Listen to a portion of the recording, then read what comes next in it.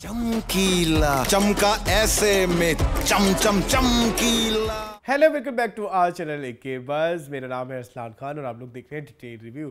Detail review है हमारा वो सेगमेंट जहां हम किसी प्रोजेक्ट का करते हैं डिटेल रिव्यू, और यूजुअली हमारे पास कोई एक ही प्रोजेक्ट होता है उस पर खुल के बात होती है। और मेरा साथ देते हैं मेरे दोस्त एहतशाम रमज़ान। अस्सलाम वालेकुम। वालेकुम अस्सलाम। क्या हाल है? ठीक, आप कैसे? अल्हम्दुलिल्लाह ठीक। तो क्या करने वाले हैं आज हम? हमारे गेटअप से शायद पहचान लिया हो किसी ने। हाँ, वेरी लाउड, वेरी पंजाबीश, वेरी चमकीला, वेरी सरसों के खेत में फंसी हुई भैंस। जी, पीला सूट आपने पहना हुआ है। अच्छा खैर, मेरे तो फूल बने हुए हैं। जी जी जी। आज हम करने वाले हैं जी एक अदद फिल्म जो कि ओटीटी प्लेटफॉर्म नेटफ्लिक्स पे रिलीज हुई है, जिसका नाम है चमकीला, जिसकी कास्ट में शामिल है दिलजीत दोसांझ एंड परिणीति चोपड़ा, जिसको डायरेक्ट किया है इम्तियाज़ अली ने, और जिसकी लिखा भी है इम्तियाज़ अली ने, और जो कि है एक अदद बायोग्राफी मूवी। इसको ऑटो नहीं बायोग्राफी कहेंगे, है ना? ऑटो तो है, ऑटो नहीं सॉरी, बायोग्राफी कहेंगे। और ये फिल्म बनी है पंजाब के एक मशहूर सिंगर जिनको एल्विस ऑफ पंजाब भी कहा जाता है, जिनका नाम है अमर सिंह चमकीला, और उनकी वाइफ अमरजोत की कहानी के ऊपर। और आज हम रिव्यू करेंगे, और इस रिव्यू का जो हमारा फॉर्मेट है, सबसे पहले हम रिव्यू वन लाइनर करते होते हैं और हम पूछते हैं उनसे कि क्या है आपका रिव्यू। मेरा वन लाइनर मुख्तसर सा मेरा वन लाइनर रिव्यू ये है कि अगर कोई बायोपिक हो तो ऐसी हो। यस, जिस तरह आपने पुराने ज़माने को नए ज़माने को मिलाया है, मतलब पुराने ज़माने को दिखाया है, मेरे ख्याल में इससे अच्छा कोई भी नहीं दिखा सकता जी।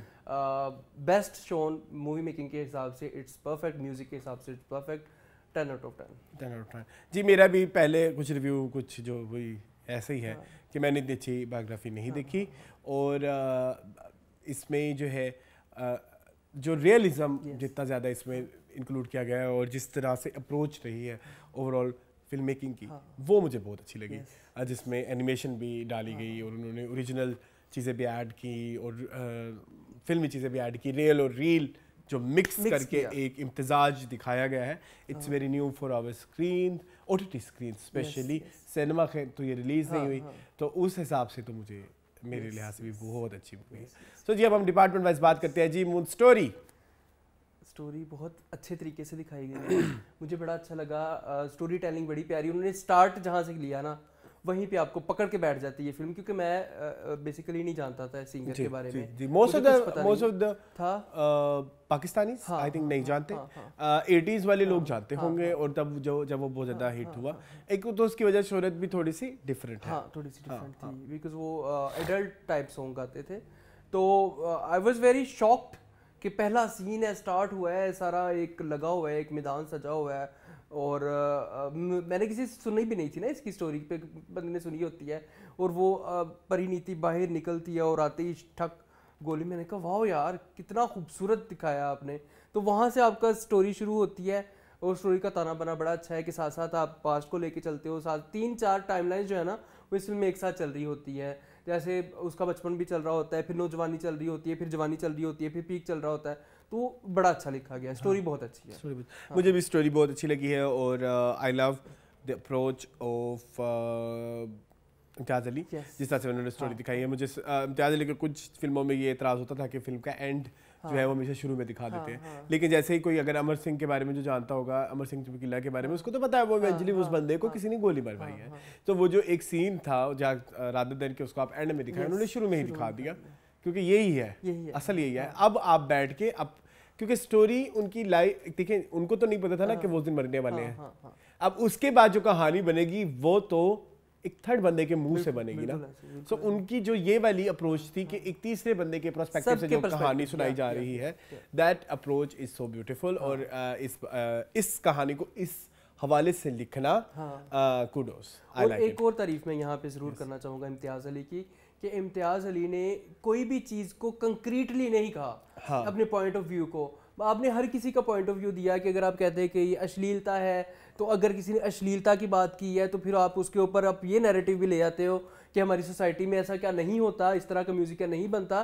तो हर चीज़ का काउंटर आर्गुमेंट आपके पास इम्तियाज़ अली ने दिया है, तो आपके लिए एक किताब ओपन खोली हुई है कि आप अपने हिसाब से डिसाइड करो कि आपने क्या डिसाइड करना है। ये बड़ी प्यारी बात है। अगर आप आजकल के दौर में देख लें, इंडिया की चले बात करते हैं, शीला की जवानी, मुन्नी बदनाम, मैं हूं कब से रेडी, हनी सिंह, कितने गंदे गंदे गाने होते हैं। सो बनते तो हर दौर में, किस दौर में आप हर कोई है और हर कोई ऑब्जेक्टिफाई करता है।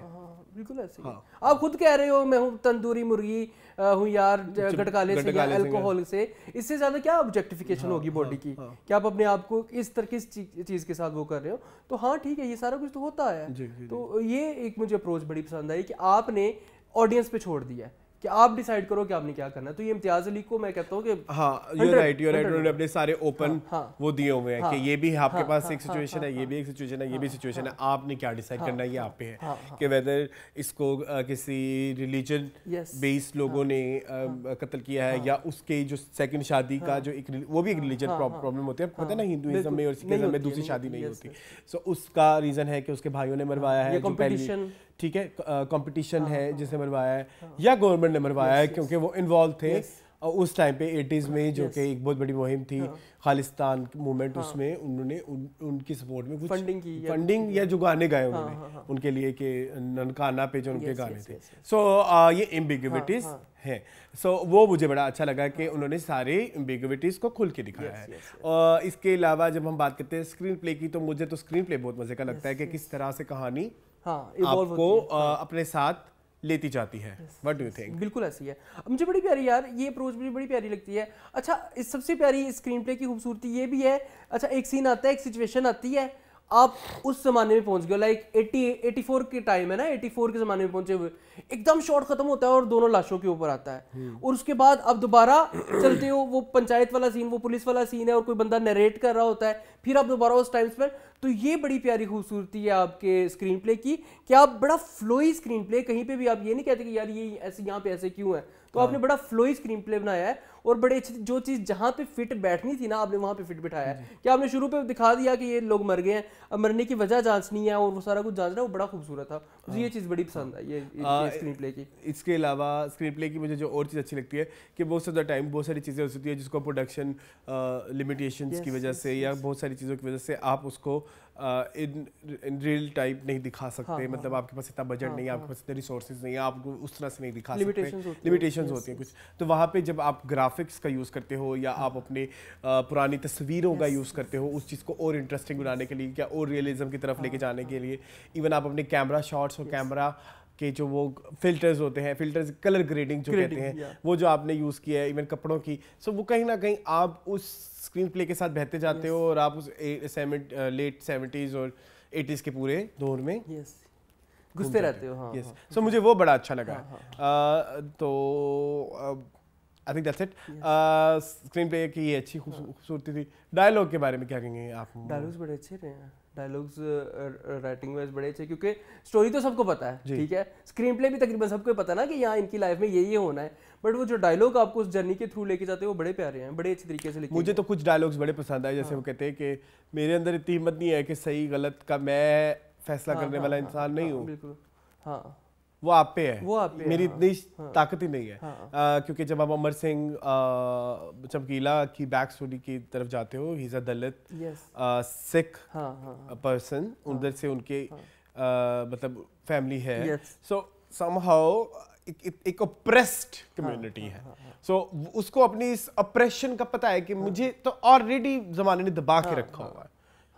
सो वो उसमें वो ये कह रहा, वो डायरेक्ट कहता है कि ये मेरा वक्त है, मैंने इसमें जो करना है, ठीक है। सो उसकी जो ये फीलिंग्स थी, जो एक जो सोसाइटी ने उसके ऊपर प्रेशर डाले हुए थे, उसका बाप अल्कोहलिक है, इसके अलावा आपने बाल कटवाए for the sake of profession, फिर आप म्यूजिक की तरफ आपका ज़्यादा रुझान है, आपको शायरी की तरफ ज़्यादा रुझान है, सो आपको टीचर आपको मुसलसल मार ही रहा है ना जब वो शायरी लिख के जाता होता है। सो ये सारी चीज़ें जिस तरह से फिर आपने करेक्टर जर्नी बनाई और जिस तरह करेक्टर चल रहा है, तो आप नोट करना कि डायलॉग्स की मैच्योरिटी भी एज के साथ बढ़ रही है। So that's the beauty of this movie कि आप जहाँ करेक्टर इवॉल्व हो रहा है ना, वहाँ उसके डायलॉग्स भी इवॉल्व हो रहे हैं।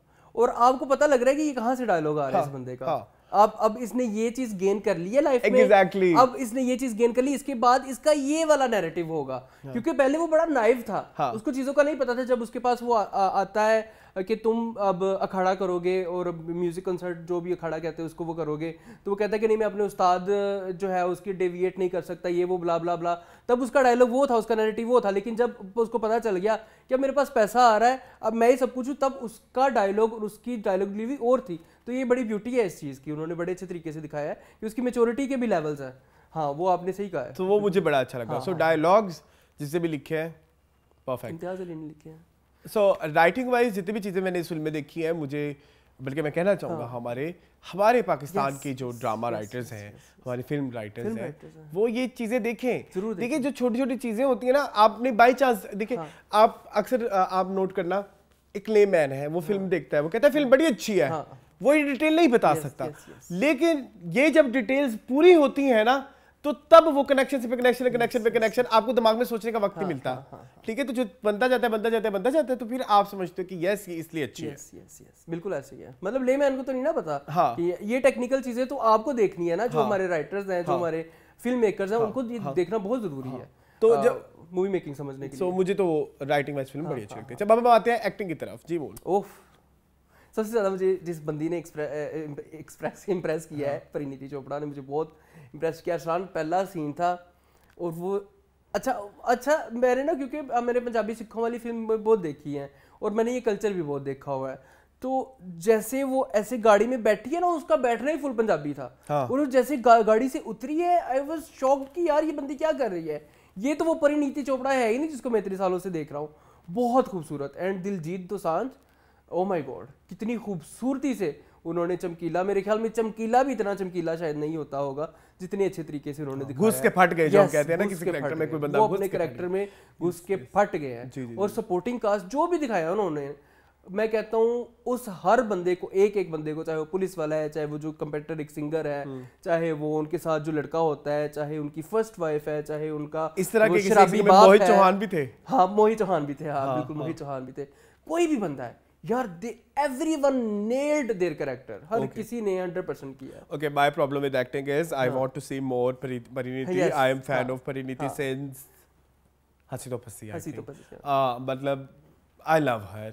और मेरे दिल में तब से एक था कि ये जब चली गई थी और मतलब एक टाइम पे इससे थोड़ा सा फिल्में बंद कर दी थी और वजन कम करके she came back. उसके बाद से उसको कोई एक अच्छी फिल्म नहीं मिली, मतलब जिसमें उसको बहुत ज़्यादा फिर उसने बोला भी अपने ट्विटर पे कि भाई मैं सुनना चाहती थी कि Parineeti is back, Parineeti is back. तो खैर, but I want to see her मोर।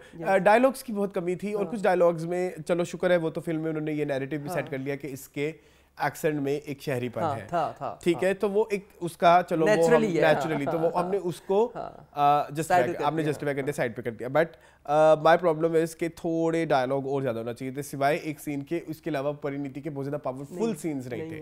वो सिर्फ वो फ्रेम में खड़ी है पीछे, या आंखों से बोल रही है या एक्सप्रेशन दे रही है। वो एक सीन वो जिसमें वो दूसरी शादी का उसको पता लगता है और फिर वो जाके वहाँ पे जब एक्सप्रेस करती है। अदर देन दैट, अगर मैं एक्टिंग की बात करूँ तो मुझे वो जो गाना है तू क्या जाने मेरे यार, अब उस गाने में डायलॉग्स नहीं है, लेकिन परिणीति ने उसमें आंखों में जो एक्टिंग की है, गाड़ी में बैठ के वो किताब पढ़ना और फिर वो जो एक सीढ़ी वाला सीन आता है, पता नहीं हैव यू सीन और नॉट, कि सीढ़ियों में वो जो ऐसे करके खड़ी हो जाती है।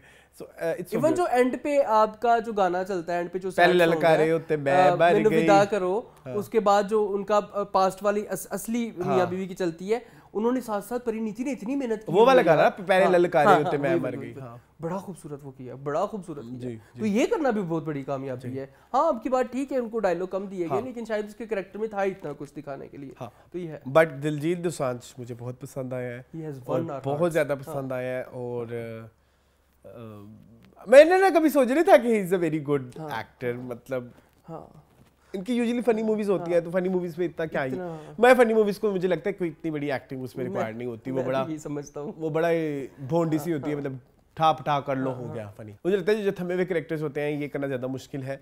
सो दिलजीत दोसांझ ने वो बहुत अच्छे किए हैं। सो एक्टिंग वाइज भी ये फिल्म बहुत अच्छी है जी। और आई थिंक एक्टिंग को हम यहाँ कंक्लूड करते हैं। मुझे तो वो एक वो टिक्की का कैरेक्टर था स्पोर्टिंग कास्ट में, वो मुझे बड़ा पसंद आया। एक वो जो इनकम टैक्स ऑफिसर बनता है उसकी भी बड़ी अच्छी एक्टिंग थी। So overall acting wise it was a very good movie. Okay ठीक है। Moving on to music. Music तो जान है, म्यूजिक ए रहमान का है। सो बड़े अरसे बाद इतना अच्छा म्यूजिक सुनने को मिला है, बहुत अरसे बाद। गानों की लिस्ट आप बता देते हैं कि मुझको से, वैसे मैं कुछ एक दो को जानता हूँ। जैसे एक तो थोड़ी देर पहले मैंने एक्टिंग के पॉइंट में जो डिस्कस किया कि तू क्या जाने, क्या जाने मेरे यार है। It's my most favourite song of this movie. लेकिन इससे ज़्यादा जो गाना मुझे पसंद है वो गाना जो है नरम कालजा। हाँ एक्चुअली वो हमने बताना भूल गए। म्यूजिक इज डायरेक्टेड बाय ए रहमान और ये इनकी कोलैबोरेशन आई थिंक अक्सर होती रहती है। इम्तियाज अली की या प्रीतम के साथ होती है या इनके साथ होती है। ठीक है। सो ये इससे पहले रॉकस्टार भी कर चुके हैं और हैरी मेट सीजल भी कर चुके हैं। एंड मेरे ख्याल में इधर जो है अब जो ये चमकीला है इसमें भी ए रहमान ने म्यूजिक दिया है। तू क्या जाने के बारे में हमने तारीफ कर दी, लेकिन जो मेरा फेवरेट गाना है वो है जी नरम कालजा। नरम कालजा गरम तबीयत नरम कालजा। वो मुझे इसलिए पसंद है क्योंकि अलका है और मुझे अच्छा लगता है कि जब किसी पुराने सिंगर को दोबारा बुला के उससे करवाया जाता है। और ये इम्तियाज़ अली की बहुत अच्छी बात है कि वो अपनी फिल्मों में यूजुअली जो वेटरन सिंगर्स हैं उनको यूज़ करते हैं। जैसे इस गाने में उन्होंने अलका को और अपनी ऋचा शर्मा को यूज़ किया है। आपने रियलाइज किया था ऋचा शर्मा की भी आवाज़ है। ऋचा शर्मा की है जी, वो जो थोड़ी सी मर्दाना करके मैंने नोट किया मैंने। तो यस, तो उस हवाले से मुझे ये गाना अच्छा विदा करो गाना भी मुझे बहुत पसंद है। वो जो एंड के ऊपर आता है वो बड़ा मजे का गाना है। मैनू विदा करो जी। उसके एक और भी गाना है जो मोहित चौहान का है। एक और जो गाना है इश्क मिटाए, वो भी बहुत अच्छा है। इश्क मिटाए हाय हाय, इश्क मिटाए हाय हाय, निमाए मेरा इश्क मिटाए हाय हाय। और गानों की वाइब वो वाली है जो बॉलीवुड वाइब होती है। मुझे इसलिए ये इसका म्यूजिक सबसे ज्यादा इसलिए पसंद आया कि मुझे लग रहा था कि मैं बॉलीवुड की किसी मूवी का म्यूजिक सुन रहा हूँ और उसमें एक पंजाबी एसेंस भी है। तो वो मुझे बड़ी पसंद आई। म्यूजिक सारा का सारा मैं कहता हूँ कि ए आर रहमान नाम ही काफी है। हाँ, और वो जो अखाड़ों में खड़े होकर इन्होंने अपनी आवाज यूज करके जो गाने गाए हैं 15-16 वो बड़े मजेदार हैं, जो अपनी आवाज में इन्होंने गाए हैं परिणीति ने। और बड़ी हिम्मत की बात, मतलब अपार्ट फ्रॉम ओरिजिनल सॉन्ग्स जो कि अमर सिंह चमकीला और अमरजोत के अपने गाने हैं, वो भी फिर उन्होंने उधर अखाड़े में खड़े होकर खुद गाए। So that was also very बहुत बड़ी अचीवमेंट भी है, ब्यूटीफुल आई थिंक, खूबसूरती भी है। हाँ, आपने बड़े अच्छे तरीके से किया है। म्यूजिक को भी 10 में से 10 नंबर। हाँ, म्यूजिक बड़े अरसे बाद मैंने इतना मजे का सुना है अरसलान कि मैंने बड़ी स्क्रीन के ऊपर ये मूवी देखी ना, तो बड़ी स्क्रीन के ऊपर म्यूजिक भी बड़ा, आवाज भी बड़ी थी, तो बड़ी आवाज में बड़ी स्क्रीन पे, बड़े टीवी पे। अच्छा, मुझे लगा सिनेमा में देखी, मोबाइल पे। सॉरी मोबाइल पे नहीं ना देखी बाबा, क्या हो गया? हाँ, मोबाइल पे कौन फिल्में देखता है? अगर अवेलेबल हो तो। नो, मोबाइल पे फिल्में नहीं देखते होते। मैंने बड़ी टीवी पे देखी तो बड़ा मजा आया उसका, म्यूजिक का मुझे बड़ा अच्छा लगा। चलो ठीक है। अच्छा जी, अब हम आ जाते हैं प्रोडक्शन की जानिब। प्रोडक्शन इस फिल्म की मुझे लगता है वो सही हीरो है। आपने 70s दिखाना है, आपने 80s दिखाना है, और आपने आपके शॉट्स बहुत सारे वाइड एंगल शॉट्स हैं जिसमें पीछे का नजर आता है। सो मुझे जो पीरियड फिल्में होती हैं उसमें सबसे बड़ा कंसर्न यही होता है कि जब कैमरा आपके किसी एक बंदे पे है और पीछे का जब बहुत ज़्यादा नज़र आ रहा है उसमें कुछ वो नहीं होनी चाहिए, कोई झोल नहीं होना चाहिए। तो वो झोल मुझे नज़र नहीं आया कहीं पे भी। इवन आपका वो जो गाना भी है, जो कॉलेज वाला गाना नरम कालजा गरम कालजा, उसमें जो सारे कपड़ों की चीज़ें, जिस तरह के कपड़े वो पहने हुए हैं, जिस तरह की कंस्ट्रक्शन, इनफैक्ट जिस तरह के घर बने हुए हैं वो आपको पुराने ज़माने को याद दिलाते हैं। और जिस तरह के टेंट हैं, Have you seen those tents? अच्छा अरसलान, और सबसे प्यारी बात यही है ना कि आप अपनी चीज़ को वो करने के लिए, उसको एम्फेसाइज करने के लिए साथ ओरिजिनल तस्वीर भी लगा देते हो। Exactly. कंपेयर करो। हाँ। और कंपेयर करते हो उसमें फर्क ही नहीं नजर आता। नजर नहीं आता कभी कभी। हाँ। फिर अच्छा एक कितनी खूबसूरत चीज जो खेल जाता है डायरेक्टर हाँ। कि या एकदम आपको ओरिजिनल तस्वीर दिखाएगा, कुछ देर बाद ना आपको जो रील वाले हीरो हैं उनकी तस्वीर दिखाएगा, आप खुद परेशान हो जाते हो कि मैंने ओरिजिनल देखा है कि नया वाला देखा है, परिणीति देखी है या मैंने अमरजोत देखी है। सो ये एक ये जो एक नया किस्म का मैंने देखा है ना, यू कैन से कि फिल्म मेकिंग का, वो मुझे बड़ा पसंद आया। 1 2 मुझे इसमें ऐड करना है। आप आज बोल नहीं रहे ज्यादा। मैं बोल रहा हूँ, मैंने बताया तो है कि वो उन्होंने उस चीज को एम्फसाइज करने के लिए कहा है कि भाई ये यही है, आपने देखा है। और उसमें कैमरे की एंगल भी सेम टू सेम है ना। हाँ। कि आपने इतने फासले के ऊपर कैमरा रखा हुआ है कि 2 तस्वीरें आइडेंटिकल लग रही हैं। और आप उस जमाने में देखे ना 1980 में, 88 में, 84 में, 83 में क्या किस तरह का कैमरा यूज होता होगा, क्या यूज होता होगा, और 2024 में आके आप उस चीज को सेम टू सेम दिखा रहे हैं, तो बड़ी खूबसूरती है इनकी। एक ये, और दूसरा मैंने भी रिसेंटली एक बायोग्राफी देखी थी एल्विस की, एल्विस प्रीस्ली जो कि एक टेक्सास के अमेरिका के बहुत बड़े सिंगर हैं। तो उनकी जो जिस तरह से एक अप्रोच थी फिल्म की, इधर तो खैर इधर तो बहुत सारे और रंग भी हैं। सो इधर वो जो अप्रोच थी, जिस तरह से उन्होंने उसको दिखाया, वो जो एल्विस ऑफ पंजाब इसको कहते हैं। हाँ, कहते हैं। जब मैं उसको कंपेयर करता था उसकी, क्योंकि एल्विस मैंने रिसेंटली देखी है, उसकी लाइफ को इसके समहाउ इट्स वेरी सिमिलर। सो वो चीज़ आप ये देखें, चीज़ हॉलीवुड में बनी है जहाँ पे खुले बजट्स हैं और आपके पास बहुत कुछ है, टेक्नोलॉजी भी है, और उसी तरह की कोई चीज़ बॉलीवुड में बनाना और उसी लेवल की बनाना, इट्स सो गुड। मतलब सैल्यूट चलता है आपको। मतलब फिल्म मेकिंग पता नहीं कहाँ तक पहुंच गई है इंडिया में, और हम पता नहीं क्या बना, हम तो ठीक है। सो इसके अलावा हम तो यहाँ फंसे हुए हैं कि हमारी मूवी के कैमरास हिल रहे होते हैं। कैमरास हिल रहे होंगे। प्रोडक्शन में मुझे एक और चीज़ मुझे बड़ी एक नई लगी, जो मैं एडिटिंग या कह लो कि इसको एडिटिंग ही कहेंगे, उस हवाले से कहता हूँ, वो जो पंजाबी की चीज़ें चल रही होती हैं वो उनको ट्रांसलेट करके वो जो टेक्स्ट चल रहा होता है, हाँ, साथ ही उसके साथ क्योंकि ये चल रहे होते हैं, ये जो भी है। एक चीज़ इधर ऐड करना बहुत ज़रूरी है, जिस तरह की पंजाबी हम अपनी या लाहौर में बोलते हैं, या जो हमारे आसपास के एरिया है, जो कि सेंट्रल पंजाब के जो हमारे सिटीज़ है जहाँ पे पंजाबी बहुत ज़्यादा बोली जाती है, वहाँ की थोड़ी जो उधर वाली पंजाबी है ना, जो सिखों वाली Punjabi, bit difficult to understand. उसमें जो वर्ड्स हैं और वो जो एक्सेंट में जो निकल जाती है बातें, वो समझ नहीं आती। नहीं आती। तो आपने बड़ा अच्छा किया कि उसको साथ लिख के दिया कि भाई जिसको नहीं समझ आती वो भी देखे इसको। और साथ सब टाइटल भी दिया आपने, कितनी प्यारी बात है। और उसको आपने पॉप अप करके दिया ताकि वो आंखों को भी बुरा ना लगे और प्लीजिंग लगे। और ये बड़ा बुरा लगे कि वैसे तो आप सोचे ना कि एक चीज बड़ी बड़ी लिखी हुई आ रही है तो आपको बुरी लग सकती है। सो आपने अपने कैमरा एंगल्स ही इस तरह के बनाए हैं कि आपके पास एक स्पेस है जहाँ पे आप ये सारी चीजें यूज कर सकते हैं।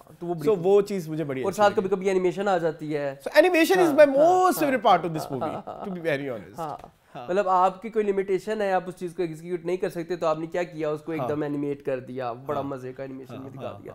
तो ये सारी चीजें बड़ी प्यारी हैं। आपने सेट्स जो चूज किए हैं यार, वो कितने प्यारे हैं। रियल लोकेशंस हैं, लेकिन रियल लोकेशंस भी लग रहा है कि उसी जमाने की हैं। और कोई आपने भंड नहीं मारा कि आपकी कोई नए जमाने की चीज नजर आ रही है। अगर आपका 88 है तो फिर 88 ही है, उसमें आपने कोई नए जमाने की चीज नहीं की, तो वो बड़ी मुश्किल काम है। कॉस्ट्यूम्स बड़े अच्छे लिखे गए हैं, बड़े रेलेवेंट हेयर स्टाइल्स, जिस तरह के परिणीति के हेयर स्टाइल थे, जिस तरह के वो माइक है, ठीक है, आप रिकॉर्ड जिस तरह दिखा रहे हैं, और आपने वो रिकॉर्ड की पूरी जिस तरह से डिजाइनिंग होती है, आपने तो रिकॉर्ड देखे हुए हैं ना, तो मोरलेस वो वैसे ही थे जैसे छोटे वाले एमपीज जो होते हैं, एक एलपीज होते हैं, ईपीज जो होते हैं। सो वो ईपीज जो उनके निकलते थे, उनकी डिजाइनिंग सारी वो आपने फिल्म में दिखाई। इवन द कैसेट्स यस, ठीक है। सो वो सारी चीज़ें अच्छा, एक चीज़ ये होती है, अक्सर आप जब कोई विंटेज चीज़ दिखाने लगते हो ना अपनी फिल्मों में, फॉर एग्जांपल आप एक टेप रिकॉर्डर दिखा रहे हो अपनी किसी फिल्म में, तो टेप रिकॉर्डर आप ऐसा दिखाओगे या तो वो बहुत ही पुराना जमाने के टाइप का होगा कि आपको लगेगा कि यार ये मतलब उस स्पेशल तो ये नया होगा ना, मतलब ये सबने स्पेशल लेके रखा है इस सीन के लिए। लेकिन आपने उसमें जो टेप रिकॉर्डर्स यूज किए या वो वाले जो इंस्ट्रूमेंट्स, वो लग रहा है कि वो वहीं के उधर के ही हैं, जमाने के। कोई स्पेशल लेके नहीं रखा गया। बिल्कुल मुझे ये बात समझानी नहीं आ रही, आपको समझ आएगी? हाँ मुझे समझ आ रही है, मुझे समझ आ रही है। आवाम को अच्छा रिप्लेस कर सकते हैं। होता कुछ इस तरह से है कि आपने कोई पुरानी चीज ली है ना आप नई फिल्म में ऐड करने के लिए, तो वो या तो आप किसी कबाड़खाने से उठा लेते हो, Exactly, ये कहना चाह रहा कबाड़खाने हूँ। से उठा लेते हो तो वो जारी बात है वो 1988 में तो वो चीज नहीं होगी ना, इतनी पुरानी नहीं होगी, लेकिन वो इतनी भी नहीं होगी कि वो यूज ही ना हुई हो, तो उसकी एज जो है ना एजिंग जो है, एग्जैक्टली ये कहना चाह रहा हूँ। उस हिसाब से आपने देखी प्रोडक्शन इधर तक डिटेल में जाती है, सो वो भी चीज मेरे लिए बहुत फेवरेट थी। Makeup hero, makeup was also makeup hero है। मेकअप आपने दिलजीत दोसांझ को दिलजीत दोसांझ ही नहीं रहने दिया, आपने उसको चमकीला बना दिया। आपके साथ साथ रियल वीडियो चलती है, आपके साथ साथ ये चलती है, आपको फर्क ही नहीं पता चलता कि यार रियल कौन है। इवन परिणीति चोपड़ा को के ऊपर मैंने सुना उन्होंने अपने 15 किलो वेट भी गेन किया है फॉर दिस किया परिणीति ने, तो बड़ी बहुत ये इसको कहते हैं पैशन प्रोजेक्ट। ये सबका पैशन है कि इम्तियाज अली की मूवी इतने सालों बाद आ रही है तो सबने अपनी जान लगा देनी है। सो अगेन हम आ जाए इधर, हम जहाँ पे अपनी फिल्मों में कैमरास पे रो रहे होते हैं, साउंड डिजाइन पे होते हैं, प्रोडक्शन डिजाइन, कितनी परफेक्ट मूवी है उस हिसाब से ये फिल्म मेकिंग के हिसाब से तो मैं कहता हूँ इस बहुत बहुत परफेक्ट, 100 में से 100 नंबर है। कहीं पे भी आप नहीं चूके। डायरेक्टर पे आ जाते हैं और डायरेक्शन पे आके फिल्म को कंक्लूड करते हैं। जी मून डायरेक्टर, जैसे कि हम हमेशा कहते हैं शिप का कैप्टन डायरेक्टर, बिल्कुल है, फिल्म की शिप का कैप्टन इज डायरेक्टर, क्या कहेंगे? डायरेक्टर ने अच्छा सबसे खूबसूरत बात मुझे भला क्या लगती है, डायरेक्टर भी आप हैं, राइटर भी आप हैं, प्रोड्यूसर भी आप हैं, जो आपने सोचा था उसको आपने एग्जीक्यूट किया, आपने बड़े अच्छे तरीके से एग्जीक्यूट किया, आपने कहीं पे किसी चीज़ को किसी चीज़ में आपने लैक नहीं किया, आपने कहा कि जो दिखाना है मैंने परफेक्टली दिखाना है, बड़े अच्छे तरीके से आपने टाइम लैप्स दिखाया, आपने टाइम लाइन्स को दिखाया, आपने कभी पास्ट में लेके गए कभी फ्यूचर में लेके आए, तो वो सारा कुछ आपने बड़े अच्छे तरीके से मैनेज किया। तो मुझे लगता है कि इम्तियाज़ अली का अगर लोग कह रहे हैं कि कम बैक है तो वो कम बैक है। ओके, आई वांट टू से I am not fan of Imtiaz Ali, I am not like जिस तरह के लोग हमारे यहाँ के लोग बहुत डाई हार्ड फैन हैं, और हर एक होता है ना कि एक लाइक माइंडेड पीपल होते हैं, bunch of like minded people, someone like Jab We Met, someone like Rockstar, someone like Love Aajkal, someone like even there are few people who love Harry Met Sejal. Okay. Harry Met Sejal यही नाम है ना? हाँ. But I was not a fan of Imtiaz Ali since my childhood. But for the very first time मैंने कोई film देखी है और जो मुझे लगा कि ये एक इसमें आपको ढूंढने से फॉल्ट्स मिलते हैं बहुत ज्यादा, आप बैठ जाओ तो मैं पता लगेगा, ओवर क्रिटिकल हो जाओ भाई, तो फिर आपको कुछ नजर आएगा, वो भी मुश्किल, वो भी उसमें भी सिर्फ मैंने एक ही पॉइंट आज निकाला है, वो परिणीति वाला, अदर देन दैट हमें कुछ ऐसा नजर नहीं आया। सो एक ये, और मैंने रिसेंटली मैंने जैसे बोला था कि आई हैव सीन रॉकस्टार, और उसको मैंने उस हिसाब से देखा फिल्म में, क्योंकि मैंने फिर रियलाइज किया कि I was wrong, a bit wrong. I was wrong. I was a bit नहीं, I was very wrong. Same goes for you. You love Jab We Met. You have big fan of Jab We Met. So आप देख रहे हो एक director जब We met कर रहा है और फिर वही डायरेक्टर एक अच्छी बायोग्राफी भी शूट कर रहा है, तो उस हिसाब से बहुत बड़ी बात है। एक मूवी हम मिस कर रहे हैं इनकी, अगर तुम साथ हो, क्या नाम था उस मूवी का? तमाशा। yes. There are lots of people who love तमाशा, उन्हें कहते हैं कि जिंदगी का उनका एक बहुत बड़ा टर्निंग पॉइंट है कि उन्होंने तमाशा मूवी देखी। कभी मैं हिम्मत इकट्ठी करूंगा तमाशा देखने की। मैंने रॉकस्टार के लिए हिम्मत इकट्ठी की थी, क्योंकि मैंने जब बचपन में देखी मुझे नहीं पसंद आई थी, मुझे नहीं पसंद आई थी, पर जब मैंने अभी रिसेंटली देखी है तो मेरी आंखें फट गई, मतलब मुझे क्यों नहीं पसंद आई थी, ये तो पसंद आने वाली फिल्म थी, बट हाँ तो इम्तियाज अली है hands down clapping. Yes, so I think ये थी चमकीला का रिव्यू। कोई ऐसा स्पेशल कोई बात अगर आपको कोई इससे हवाले से कोई एक तो जो एक छोटे छोटे वो नहीं होते मैसेजेस या बारीकियां या जो मेटाफोर्स, मुझे यही बात नहीं मेटाफोर की बात नहीं करूंगा, मुझे ये चीज़ उसकी सबसे ज़्यादा पसंद आई है कि उन्होंने कहानी इस तरह से लिखी है कि आप किसी चीज़ पे एम्फसाइज नहीं कर पा रहे हो।